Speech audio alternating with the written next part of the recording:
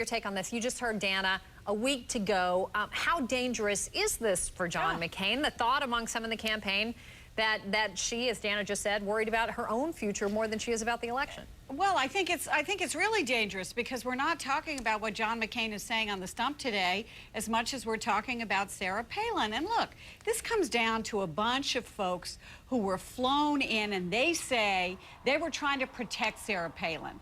They were presented with a candidate which now we learn that they thought didn't have any particular worldview, and they ought to give her a worldview before they handed her out to the national media. Her folks, on the other hand, say what they were trying to do was reinvent her. And thank you very much. Sarah Palin did very well before them, and she didn't need any reinvention. And to have this spilling out now, Campbell, is just not good for John McCain. And Kevin, even defending this whole controversy over the clothes, the RNC buying all the clothing, it keeps the story going. And as Dana pointed out, one more day where it's dominating the coverage. Yeah, and that's an indication just how unseasoned Sarah Palin is as a national candidate.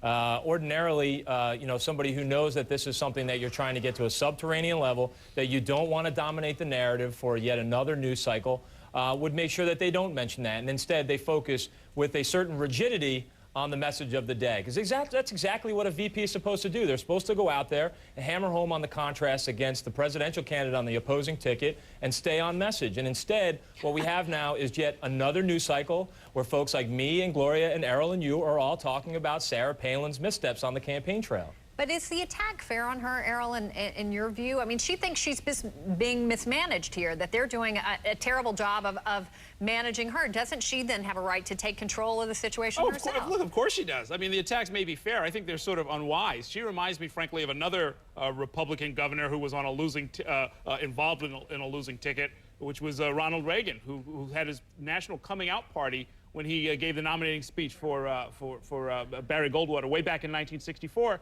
and began a long march to power. I think Sarah Palin is not only looking out for herself. Remember, this is her first national campaign. This is probably Senator McCain's last national campaign.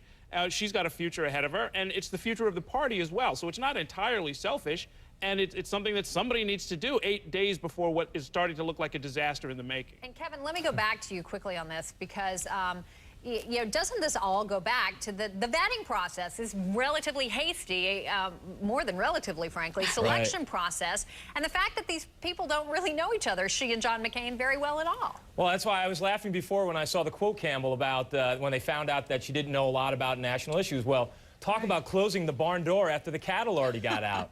Look, you know, that is why people who've done this before, people who've run national campaigns, always tend to look at prospective VP candidates when they're the ones that are nationally vetted, the ones that have been governors on the scene for a long time, the ones that have been, you know, gone through the scrutiny of the National Press Corps in Washington.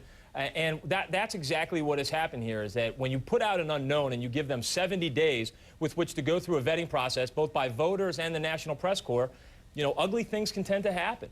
Errol, let me flip this to the Democrats for a second here, because maybe Sarah Palin has been a little bit more of a maverick than the campaign would like. But what about Joe Biden?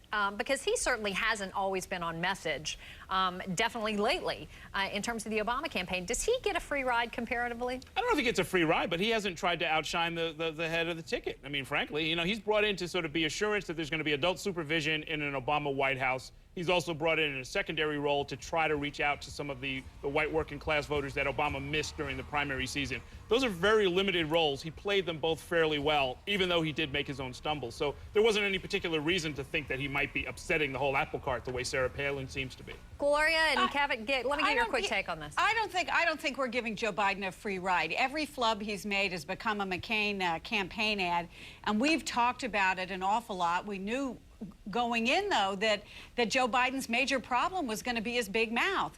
The difference with Sarah Palin is that we didn't know anything about her, and we didn't know what her problems were going to be.